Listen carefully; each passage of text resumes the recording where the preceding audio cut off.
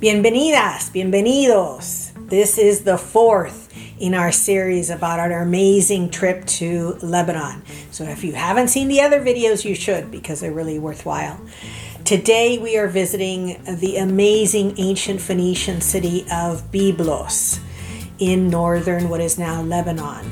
And we're going to visit it together and talk a little bit about the history and of course some great book recommendations. But first, this is Latina Literati.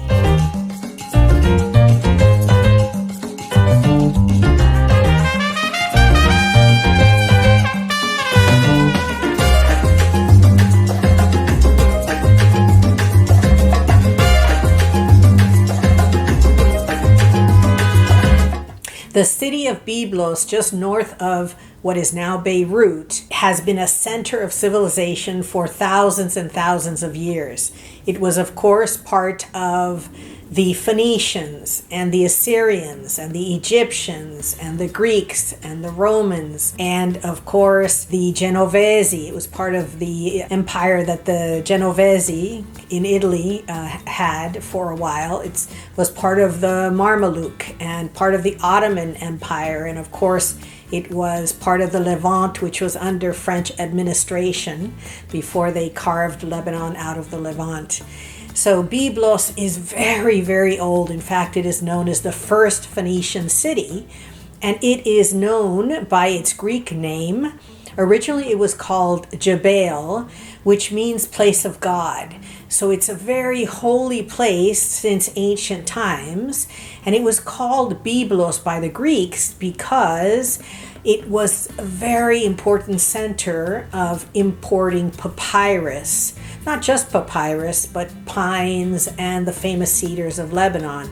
But it is the papyrus that was used by the Greeks and the Egyptians, of course, for books. And so books, our understanding of books today, come directly from the tradition of the Phoenicians, because they're the ones who first established the alphabet. We've talked about that before.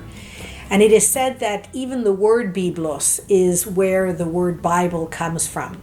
So again, very ancient place, and there are archaeological ruins there, amazing, that are thousands of years old. And so there is, of course, the early Bronze era, there is Phoenician era, and all of the other eras that I've mentioned. So you have layer upon layer of archaeological excavations that have been going on there for over 100 years. From Phoenician fragments that have come down to us, the city of Jbeil, now Byblos, was said to have been founded by the god Kronos, who would later be called Baal, as the first Phoenician city.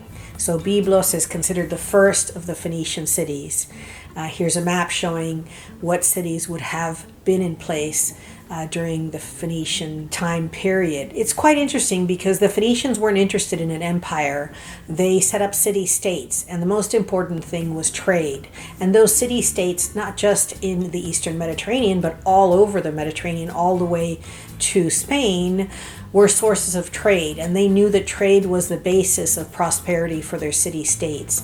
And so you'll see again and again in the Phoenician descriptions what was important to them in terms of trading in the different areas of the Mediterranean. In the archaeological site where excavations have taken place for a long time, there's a typical Lebanese home that was left there right in front of the Mediterranean, and that allows you to see the level of where the city was before the excavations began. So there are excavations everywhere, but you see this house kind of standing up above everything, and that's to show where everything that they had to dig out in order to find the ruins that are there. So of course you have that bronze period, and you have some very rustic houses that are made with compacted earth, and you have some of the Phoenician structures. You have an area that is supposed to have, they think it was a temple during the Phoenician times, and you also have these amazing Roman columns that are just standing there as a way to kind of say, you know, we were here. So that on top of the settlements that existed before, the Romans then went and built things on this spectacular site because you're right in front of the Mediterranean. So you have this absolute blue background. Just really beautiful. And then you've got a Crusader castle or fort, and basically what they did was just chop up everybody else's buildings. So they pilfered the ancient Greek Roman buildings, even columns are chopped up and used as building blocks for this Crusader fort or castle. So you can see inscriptions from Roman times as they stick out of this Crusader castle. Fascinating. So you have a lot of layers and layers and layers of civilization here. Byblos is just a spectacular site. It's a wonderful place, and it's very beautiful because you're literally right on the Mediterranean.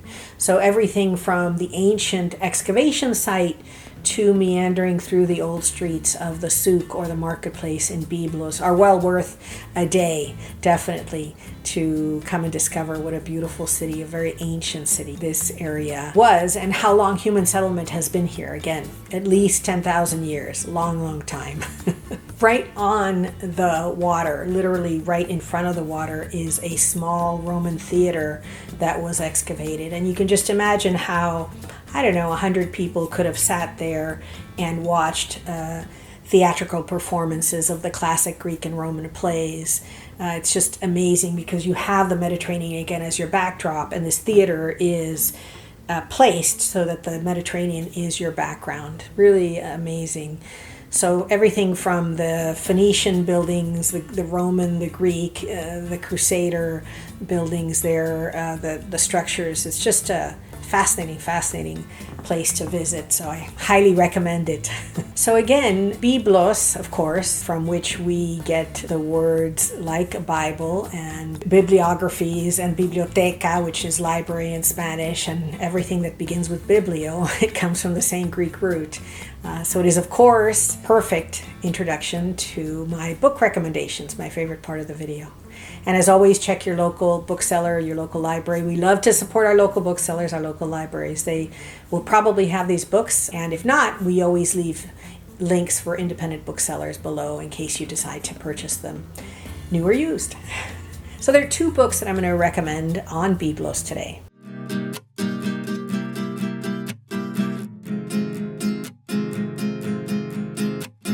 The first is Byblos, the history and legacy of the oldest Phoenician city, and it's exactly that. It's a history of the city, well worth reading if this is of interest to you. It talks about where the name comes from and the many civilizations that use this as a port, a trading place, a place of worship.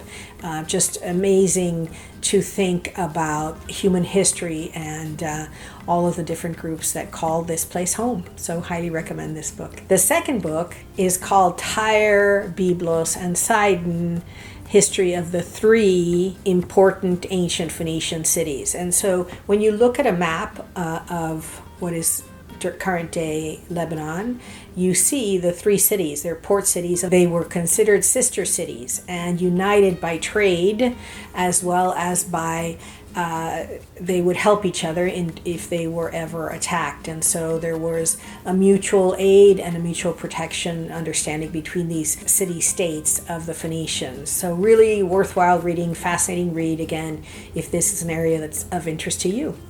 So thank you so much for sharing this adventure with us. It truly was an adventure. The day was amazing. We loved it, and we would love to return one day.